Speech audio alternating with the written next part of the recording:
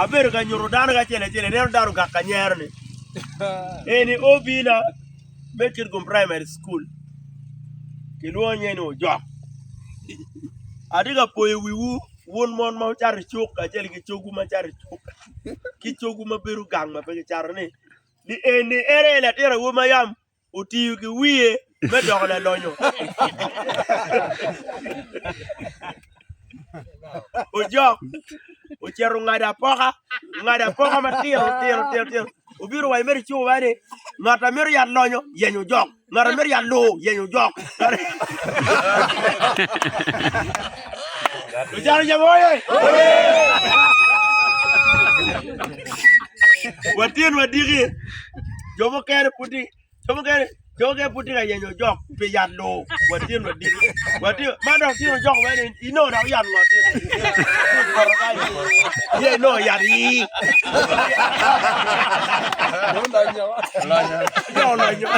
ye no yari te kwaro pe ki boro waro bino luong wane Luciano Jemo the Aslas just ban Luciano Jemo wapol karo wagoya dung wagoy lukeme wakoro lore rege bul awan la raga utole bola apiri kemiel bokene ko mapari mati ya choli 1N wabi woto ya choli lumugo one watamani after elections we should not sleep an machalo honorable boss mikotim pariamo abiro la rwech papate NRM ento atamoni ikare ma anatika rwech papate NRM I did not have the opportunity me yaro ke pa choli and this is the time mado atamoni keta chalo kuyu karone gamente miro ye ana maka tumparwo ramet ki mega ma ene ye kaga choli wanwa wabini kidme fu mapia yini nyuru gena watimo armer wa nene one target watie me furu coffee mwanyi target wamiro introducing coffee farming in Kitgum karika bejomo kendo ochako timo guchako furu coffee guchako furu mwanyi in Kitgum one ber wa wanyini one machal Luciano Jemo Aslas wamiro donyi kidme furu coffee mwanyi pay Kitgum keken wabi furu Kitgum wabi furu gulu lamo agago pede noya amoro umoro whatever one wabi furu mwanyi ma ene coffee donc watamo ni ngeye mone ma wuro ner en tung kan pe waton wenyo tung kan pe waton yen pian waniang ni coffee nyokawa miro ke piet ene kin yen endo kon e kite tibu pa yen la wore o weko kakamu kene ke piero la bollo atamle dante aneno background ene one poton ba yen ene tie madok bero wa miro pietro la bollo wa piero la bollo wa mere kin yen ka wa piero la bollo wa mere kin yen ti wa miyo duration money ti wa kero coffee mwanyi wa piero mwanyi donke pe no la bollo kondo iro malo yen ene be dong tie ti dong coffee dong don e bunga wa matali kama Aslas batabani Northern Uganda Chili Sub-region Omirubetki enough farm make coffee farm after farm Omirubetki coffee plantation ma ya Chili Sub-region nogolo wabeberuki mwanyi coffee ma ene kawa antira kele umigina ni kany wawa ni tung kany wabetimo furu coffee mwanyi eno tung kany inero tung kany wa furu watongo do kany watongo weng wakacha kany yora minu wa initi acres a beach yen joma luo mono kwa ni hectares of land acres a beach 5 acres of land and ma ai kany wakacha kamoni me neno chalo berutien serena la wera kabini mono kama ke furu the previous year so the previous year ke furu manyurni last year pe ke furu manyurni oburumui peke furu kawa America bure eni mano peke furu wachone ma wato yeno ke tie wachane chane. These 5 acres of land will help us do soya beans and maize. Soya bean, maize. Then after soya beans, maize, kawa team harvesting maize, soya beans. Then wachero is sunflowers.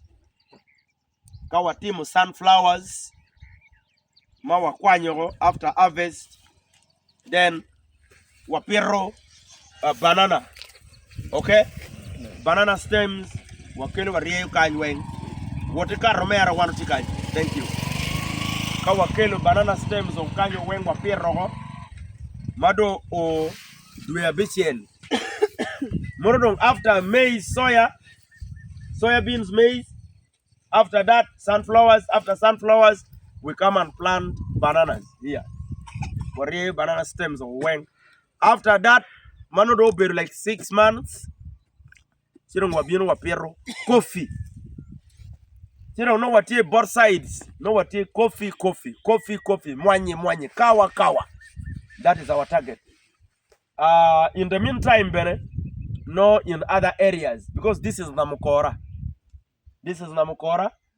Luciano Jemo has started our journey of farming from Namukora. Next month we are in Noya.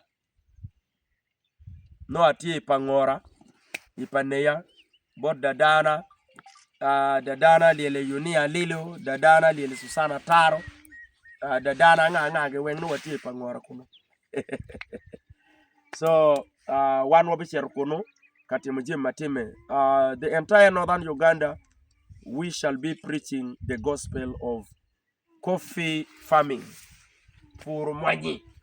Kumanko, one mwagali eni paka we 2031 paka we 2040 something mojo bi beroni coffee farming. Wana mojo Mwanyi dong. Kwa furu jim mukere ni odong wen. Ento pegewa furu cham muku chalo morangagi, chalo ngagi, chalo fulgi, jinas. Food security.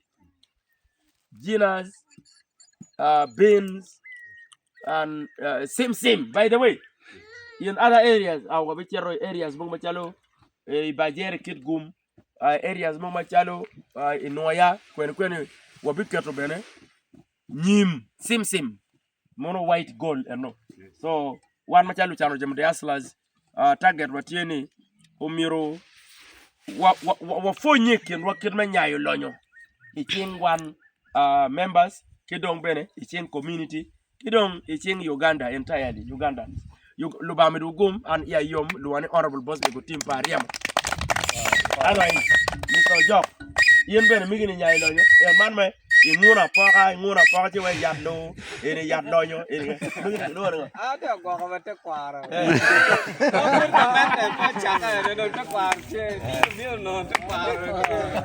Yeah, my Yamur,